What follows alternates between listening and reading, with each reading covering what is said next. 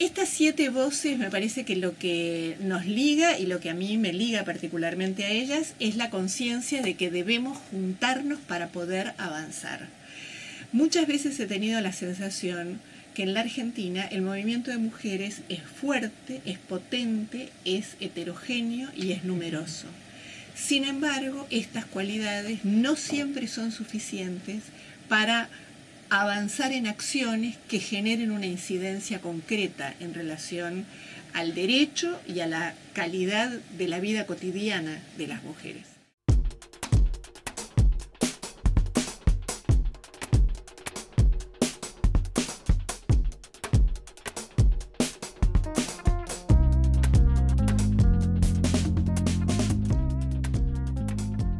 Mitominas es un grupo interdisciplinario, multimedia, que allá por los años 80 y pico, cuando recuperamos la democracia, era muy loco por el nombre mismo, Mitominas, ¿no?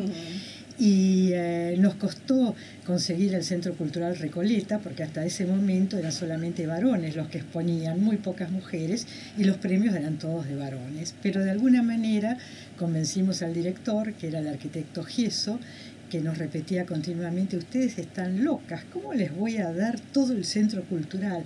Están locas. Le decíamos: sí, estamos locas, por eso lo queremos. Fue una muestra muy dinámica, muy vital. La muestra tuvo 25.000 personas como público. Cita Montes de Oca, que era la primera mujer que presidía un área mujer en la Argentina. Hasta entonces no había existido y le pedimos un subsidio porque queríamos hacer un libro sobre la muestra.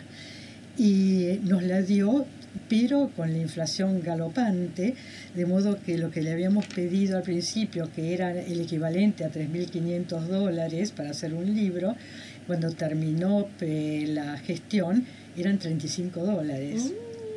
Y ni siquiera eso pudo darnos, porque nunca recibió el dinero.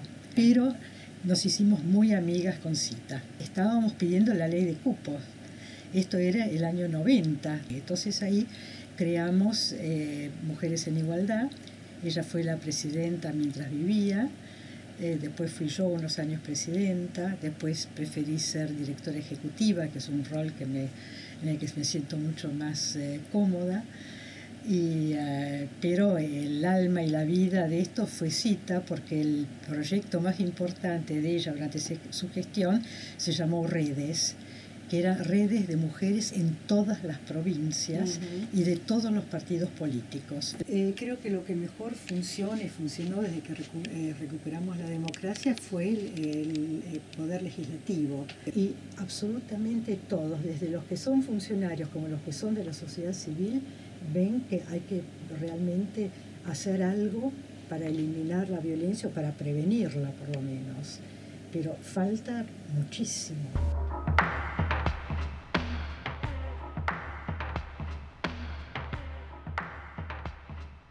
Empiezo a trabajar en la Corte Suprema y a partir de ahí empiezo a trabajar en muchas cuestiones internacionales.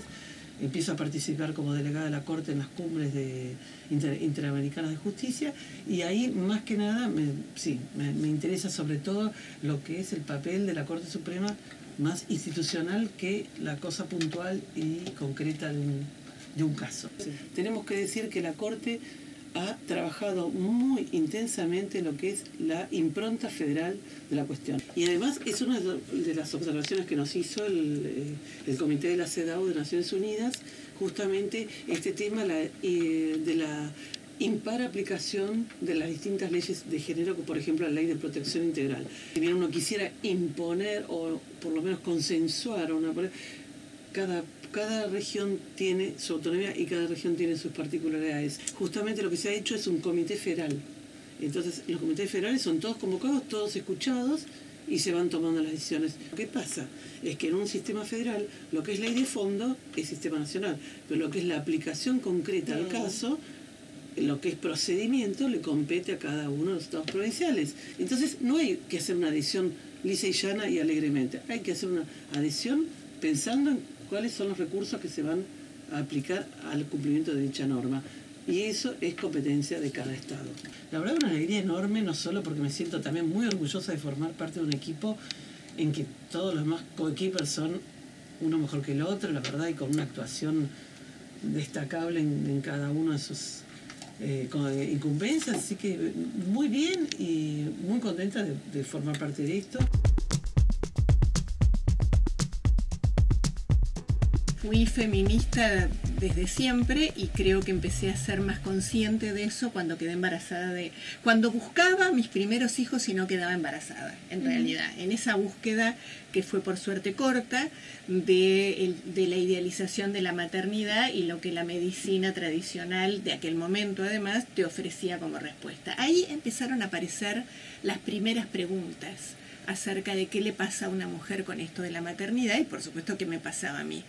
Tener perspectiva de género implica muchas veces esa posibilidad, ser una periodista que relata y que además privilegia determinadas temáticas. Algo que para otros u otras periodistas podría pasar desapercibido, como con toda seguridad a mí me pasa desapercibido el valor del Merval en el día de hoy. Como que una mujer por igual trabajo debería ganar el mismo salario, que una mujer debería tener acceso a la salud, que no lo tiene, que una mujer debería... Bueno, si estás de acuerdo con estos principios, oyente querido y querida, sos feminista. Nosotras estamos haciendo la historia del periodismo y a mí, si hay algo que me conmueve profundamente, es cuando alguien se me acerca y me dice estoy haciendo periodismo porque alguna vez te escuché y pensé, yo quiero hacer ese periodismo y ocuparme como periodista de estos temas. Que realmente para mí eso es muy conmovedor. Para las feministas no debería haber mayor prioridad que la agenda de los derechos humanos de las mujeres y de la diversidad. Me parece que yo soy dueña de una única cosa en esta vida, que no es este anillo, que no es la ropa de mi placar, que no son los libros de mi biblioteca y que mucho menos son ni mis hijos ni mis nietos, mucho menos. De lo único de lo que soy realmente dueña es de mi cuerpo. Y la imposibilidad de acceder a un aborto seguro, legal y gratuito me impide ser dueña de mi cuerpo. Y en todos los casos, para todas las mujeres, el cruce de lo que es clandestino, a diferencia de lo que es legal, hace una marca. La marca no la hace el aborto, la marca la hace la clandestinidad. La posibilidad de generar un proyecto de estas características implica justamente sumarnos desde diferentes lugares y seguramente desde diferentes pensamientos, pero con el mismo ideario, que es lo que tiene de rico, para generar incidencia y acciones. Parte de este proyecto es esto que estamos haciendo. 7 mujeres militantes entrevistadas en un medio como es esta radio, para que la gente pueda escuchar y pueda sentirse cerca.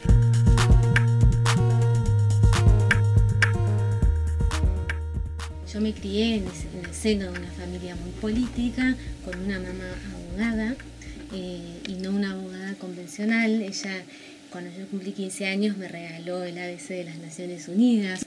Estudié ciencia política y acá en Buenos Aires.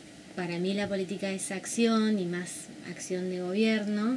Entonces, bueno, ahí la mirada intelectual y sobre todo tan teórica que tiene la currícula de ciencia política en la UBA, bueno, a veces me hacía tener bastante distancia entre lo que estudiaba y lo que yo veía o lo que yo había visto.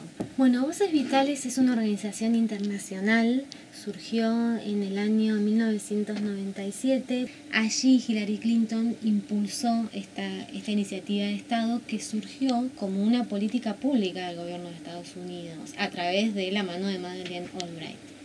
Entonces surgió con la idea de promover el liderazgo de las mujeres.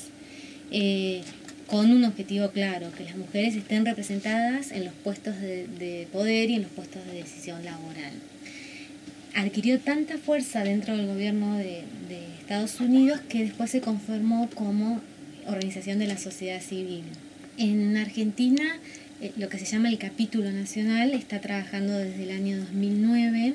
Una de las ideas de Voces Vitales es promover el liderazgo de las mujeres en su empoderamiento económico, en el empoderamiento político y la ampliación de los derechos humanos. Parte de mi trabajo, además de la gestión, fue acercar la mirada política y social. Obviamente esto es un proceso, lleva su tiempo, primero había que consolidar lo que se estaba haciendo. El trabajo de Voces Vitales es poner las voces, las distintas voces, sobre la mesa de discusión. Todas las integrantes del proyecto Siete Voces tienen una gran historia y trayectoria. Quiero tratar de poner a disposición el canal de Voces Vitales para hacer incidencia o para llegar a distintos sectores, que es lo que Voces Vitales puede aportar.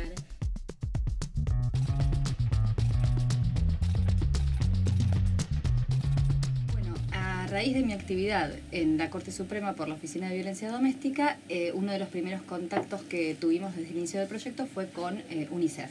Y sabiendo de mi fanatismo por Boca Juniors, en un momento, no sé si recuerdan que en las camisetas de Boca estaba el logo de UNICEF.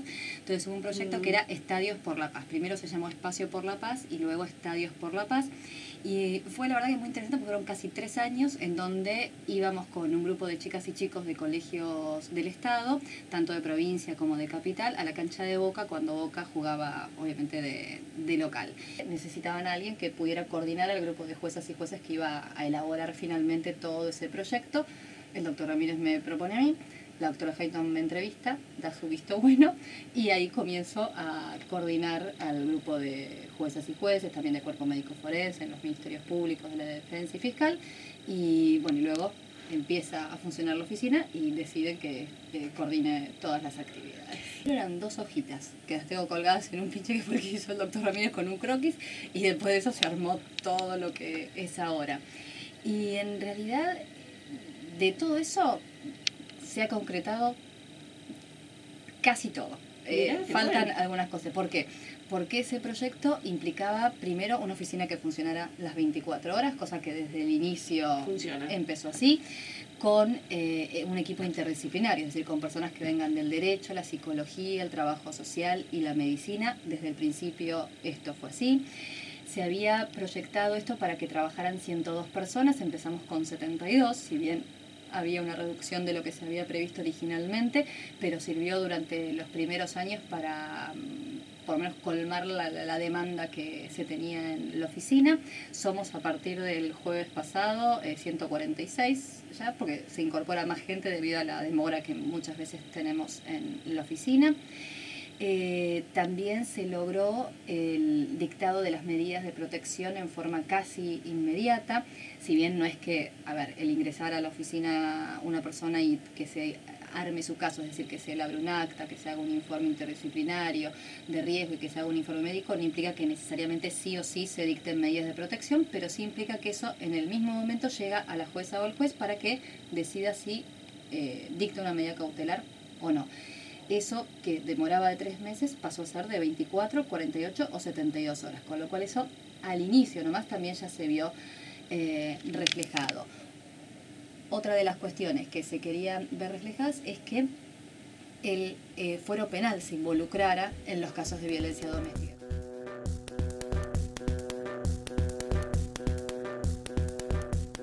Hay muchas situaciones en las cuales niñas, niños y adolescentes no están en situación de prostitución, pero sí están en una situación de vulnerabilidad, y hay algún adulto que se aprovecha de esta vulnerabilidad y ofrece, digamos, dinero o algún bien de intercambio como un celular, un par de zapatillas, alguna ropa, comida, una vivienda o algo, digamos, similar, a cambio de tener sexo. Uno se imagina a veces que hay redes organizadas de prostitución infantil y sin embargo se ve que eso a veces no es tan así, sino que las situaciones son más ocasionales, y que al ser ocasionales y al estar nuestra sociedad poco alertada de que eso sucede, y además el poco compromiso con la denuncia, o sea que es un problema que tiene que ver con de política pública principalmente, pero también con esta ayuda que tiene que brindar el ciudadano y ciudadana digamos, común, al darse cuenta de que esto existe, que esto sucede en muchos sitios de nuestra ciudad, y que cuando eso sucede hay que hacer algo con eso. Esta víctima, la de explotación explotación sexual es una víctima que no va a llamar por teléfono y va a pedir ayuda, porque no se considera víctima. Claro. Porque hablamos mucho desde las víctimas, pero no le damos tanta importancia a esta persona que es la que realmente está explotando el cuerpo de estas niñas y de estos niños. O sea, utilizar las redes sociales, pero utilizarlo con responsabilidad, porque ellos entran por esa vía, al principio por un juego y demás, y después empieza una conversación, se crea un perfil falso y se hace pasar por otro niño. Por eso es importante, digamos, alertar a la población, no para que le cierren el Facebook a sus hijos, sino para que les enseñen que no todos los contactos van a ser contactos buenos. Esto es un delito que se denomina grooming, que ya está en el Código Penal, es porque se judicializa en el momento, con una foto, con la situación, ya alcanza para poder detener a estas personas, adultos que ya encima ni siquiera se tienen que comprometer demasiado, porque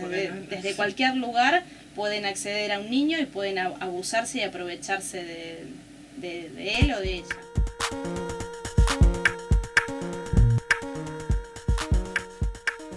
Pensar en fundar una fundación, digamos, en su momento existe la Fundación Global, que tiene 57 años y que pensó en que podía brindarles otras herramientas a las mujeres también, para su salud, para vivir una vida sin violencias, para tener para cuidar sus derechos. Con este tipo de actividad pueden crear realmente su propio negocio, porque bueno, saben comprar en el momento adecuado para poder vender en el momento en donde los precios son diferentes, y que a lo mejor una mujer se tiene que hacer una mamografía y hay hombres que no le permiten sacarse la ropa para poder hacerse un estudio de vital importancia, ¿no? Como es una mamografía.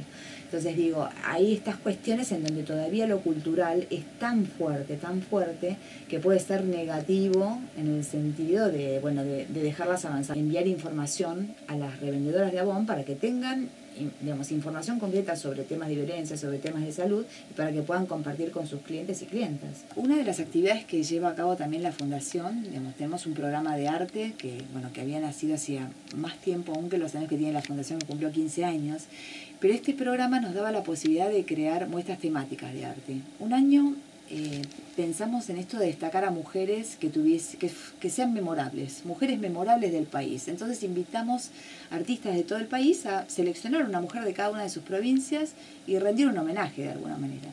Comenzamos en el año 2007 y si bien el premio tiene una asignación económica para 3 proyectos premiados, pero la verdad que la base de todo esto tiene que ver con ese reconocimiento que muchas de ellas consiguen y que además nos da la posibilidad de crear redes de trabajo. Así que desde ese momento tenemos como 1000 contactos de organizaciones formales e informales, como te decía, pero que siempre las tenemos en cuenta.